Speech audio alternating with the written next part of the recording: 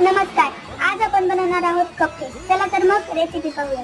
सर्वात आधी मिक्सरच्या भांड्यामध्ये बिस्किटं घ्यायची, त्यांची छान अशी बारीक पावडर वाटून घ्यायची, त्यामध्ये साखर आणि दूध घालायचं आणि याचं छान असं बॅटर तयार करून घ्यायचं. थोडं थोडं दूध वापरून असं सरसरीत असं बॅटर तयार करून घ्यायचं. त्यामध्ये थोडीशी इनो घालायची, थोडंसं दूध घालायचं आणि छान मिक्स करून घ्यायचं. इनो घातल्यानंतर जास्त वेळ बॅटर बाहेर ठेवायचं नाही. लगेच वाटीमध्ये किंवा तुमच्याकडे जर मोल्ड असतील तर मोल्डमध्ये भरून घ्यायचं.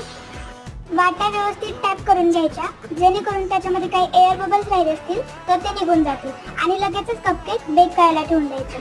तोपर्यंत दुसरीकडे मी गरम पाण्याच्या वाफेवर डेअरी मिल्क कॅडबरीमध्ये थोडं थोडं दूध घालून त्याचं असं चॉकलेट सिरप तयार करून घेते. तर तुम्ही पाहू शकता या ठिकाणी आपले कपकेक तयार झाले. छान स्पॉन्जी झालेत कपकेक. आता हे कपकेक काढून घ्यायचे आणि त्यावर चॉकलेट सिरप घालून घ्यायचं. अशा प्रकारे आपले होममेड कपकेक्स तयार आहेत.